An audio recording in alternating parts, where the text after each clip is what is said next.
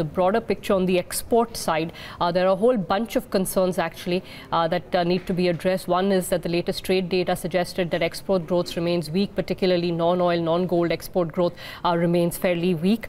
There have been comments coming in both from the government and export organizations that GST refund still remains a little bit of an issue. And then on top of that, for the broader foreign trade community, the issues raised by the PNB fraud are also relevant and could have some impact on financing of trade flows. Let me go across to Mr. Ajay Sahai, who's Director General of the Federation of Indian Export Organizations, joining us to give us clarity on all of those issues. Mr. Sahai, very good morning to you, sir. Thank you so much for joining us. So I'm going to pick the most immediate issue first, although I know that that is something that impacts the import community a little bit more. But generally, from a foreign trade perspective, I think the fear is that this PNB fraud has raised issues about the methods of financing used, particularly for gems and jewelry. But overall, if banks tend to tighten their hand on LOUs, LCs as means of financing, do you think the foreign trade community could see a few months at least of jitters?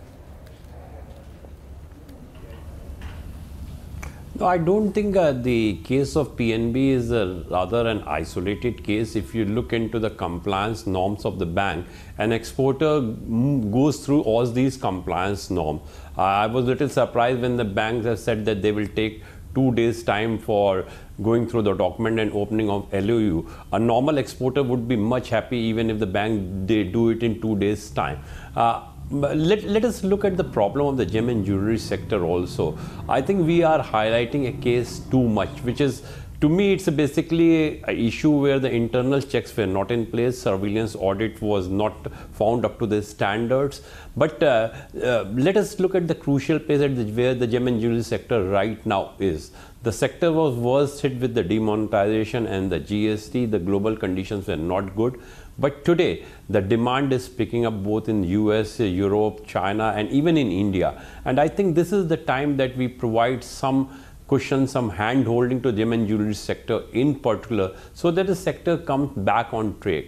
This is a sector which provides employment to around 5 million people.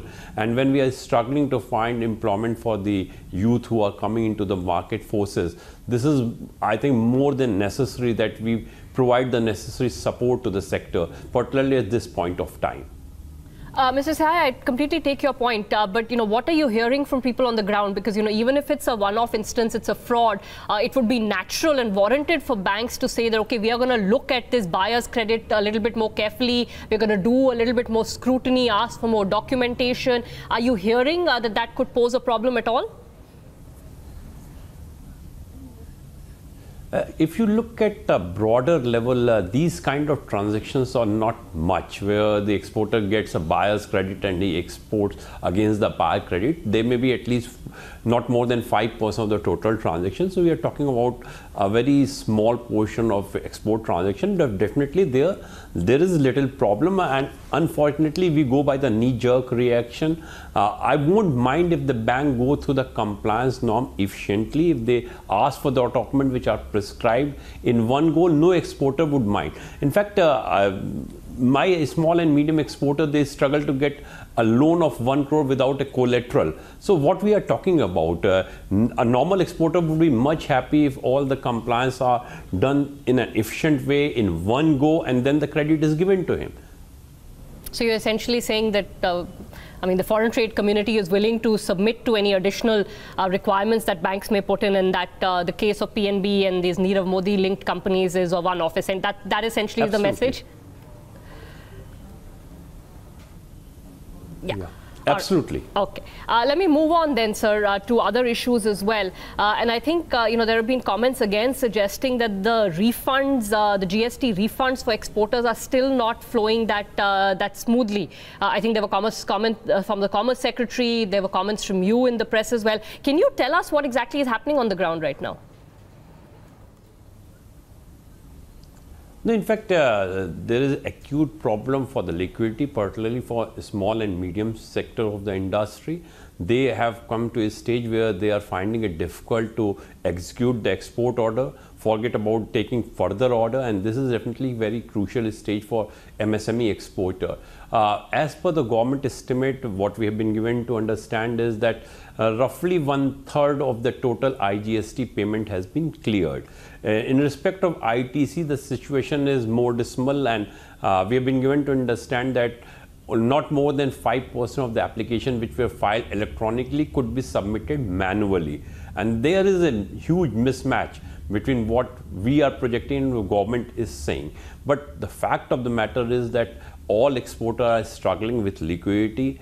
The global economy is improving, global trade is growing, and this is the time where if we provide some support to the export sector, we would be able to recover not only the loss in terms of export turnover in the past, but even we can look for 15 to 20% growth. Liquidity has definitely come as a challenge. The other issue is, of course, the volatility in currency. The depreciation which we are seeing in last 2-3 days, I personally feel it is one of affair. It may not last long unless the crude prices start moving up, because I don't foresee much demand for the dollar. On the contrary, since FDI is increasing into the country, there may be pressure on rupee, which will be not good for the export sector. But anyway, if the rupee remains at 64 or plus, I think exporter would be able to manage that. But sir, on the, you talked about working capital. So firstly, I want to understand, is it still documentation related issues which are slowing down refunds? And given that this working capital crunch currently exists, are they being able to substitute it through bank financing? Or do you think government needs to step in with some sort of, special scheme, or the RBI as well? No, in fact, the problem lies on both the sides. GST is completely a new law. MSME exporters are not very well familiar with the law, and therefore there may be few omissions on the part of the export sector also. But we need to look at the processes also which has been prescribed for the refund, which is completely cumbersome and tedious, which needs to be simplified. At the moment when we are talking about refund which is blocked from July onwards, I think the need of the hour is that the government should come with a special drive where they clear the exporters' backlog, maybe against taking an indemnity bond from the exporter. Alternatively, government needs to extend some kind of credit from the bank where the cost of credit may be borne by the government. Let us look at that exporter is at the receiving end. He has already blocked his capital. He is struggling to execute new order, which may have some bearing on the job scenario also into the country. And this is where we look into a very proactive role from the government. Okay. Sir, are these the factors that have played into relatively weak export growth? I think the last round of numbers we got again showed that any hopes of a pickup in exports is probably not coming through right now. If you take non-oil, non-gold exports, those were fairly weakish in the last month. I feel that if you look into the trade data, the labor intensive sectors like carpets, handicraft, garments, textile, they have not done well, and this is a sector where huge number of SMEs are operating. And in fact, this substantiates what we are saying is that SME is definitely in a problem so far as the liquidity is concerned.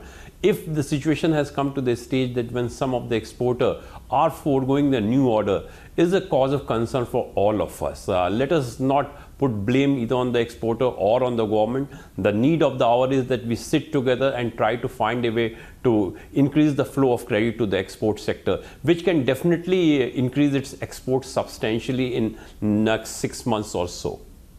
All right, Mr. Sahai, thanks so much for stopping by, giving us a sense of what's going on. I think a number of factors are going against the export fraternity.